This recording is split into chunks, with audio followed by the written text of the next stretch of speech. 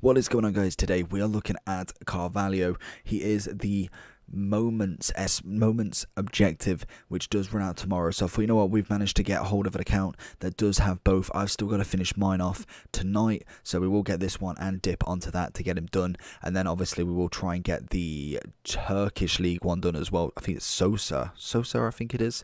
So we will try and get both of them done. But I thought while we're doing Varane's review, we may as well have a look at this absolute unit as well. He is one of the ones, I'm pretty sure, was he ever a high rated? He had a Scream card last year. He was an 84 the year before, an Inform the year before for Sporting, an Inform 86. Yeah, so in fact, I remember him from FIFA 14 days, that's correct, with a silver team of the season. I really wish that they kind of did that when they used to do a bronze, gold, and silver team of the season, which was just, it was interesting, like it just made something different. But obviously in this point, there is really no reason to have a bronze team of the season unless you juice it up to make it basically a gold. They have kind of done the same with silver stars, which is fantastic, but obviously putting bronzes in as well may be a little bit too much overboard by now. Chemistry styles, you'd be looking mainly at a shadow for this guy, depending on where you want to play him. I personally think he would be better as a DM. In terms of agility balance, I can imagine, how tall is he? 6'2". I can imagine he's going to feel a little bit clunky, probably not too much, but enough to maybe not warrant him going up the pitch too much and kind of hanging fire and going in that DM role. If you did whack a shadow on him, you'll end up with 94 pace and 97 defending with 93 on the overall, so that would be absolutely fantastic. We are currently using him with Powerhouse. It does make him into a fantastic box to box. He will only have the 84 pace, unfortunately, so acceleration is very low at 80, but this is the chem style that we have got him on. It will give him 96 defending, 93 passing, so it's an interesting one to go with. Personally, for me, I'd definitely be looking at that shadow, or at the very minimum an anchor, but even an anchor, the strength is already pretty much maxed out, so I don't know if that would be too much, and rather just going with a full pace boost. But let's jump into it. We have no traits. He is a 3-star, 4-star, and see what Carvalho can do for us.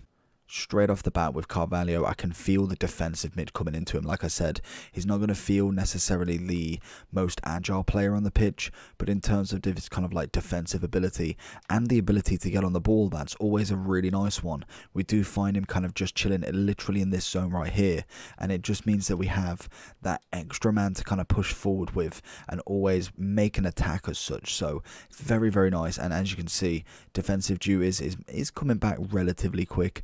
Nothing too of a mad pace. Like Conte absolutely bursts on the scenes, whereas Carvalho likes to take a little bit more of a stroll, but then he'll offer more going forward, whereas the likes of like a Conte at this moment in time, without a team of the season or a massive 90, he won't necessarily do that sort of role. Carvalho, what can we find with him then? See, I do feel little, not necessarily too much clunky, but you can definitely tell he is more of a defensive mid than an attacking, as we find a little bit of R9, and he's just going to absolutely finesse the keeper. Great assist from Carvalho into R9, and it's an absolute lovely little bit of a finesse. Carvalho getting on the ball already. Like I said, in terms of kind of a midfielder, if you can see them getting on the ball as much as he is, obviously we are searching for him as well, so he is going to get on more than he would in a natural setting, but it's easy to find him, which is always an absolute blessing for any midfielder. Beautiful interception. Does manage to get the ball off as well. What can we see? He's making a little bit of a run down a wing. There it is. Oh, it's a lovely pass. He's got cracking assist play. Little chip in. Oh, Rakic's trying the header. Got Kante going for it, just managing to find everybody. But Edison's going to easily take that in his hands. And it's a lovely kind of like start of play from Carvalho again.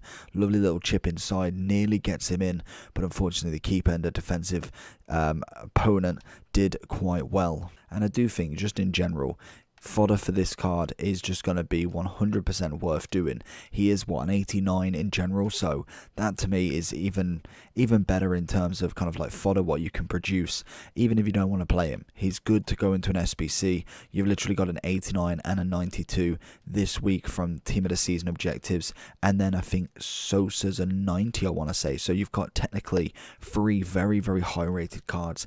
If you're not too fussed about it and you've got a starting 11 and that's it, then obviously that is a great way to obviously put in less work. Basically, you don't need to use as much of your tradable or other fodder. Into Carvalho again, find that space open wide, go with a little 1-2, but it's not necessarily a great pass from myself. A little bit of a 1-2 situation going on here. We find Mendy. He's going to find the back post where Rakic is not able to capitalise on that one. Here he is. He sees that run there. And it's a hit with Mason Mount, who's managed to find the top bins. It's a lovely pass from Carvalho. Gets his first assist on the ball. And it is a beautiful shot by Mr. Mount himself. And again, we can see him. Oh, he stopped his run. I feel like I just needed that second earlier to get that ball across. But like I say, passing-wise, it's going to be no problem with him.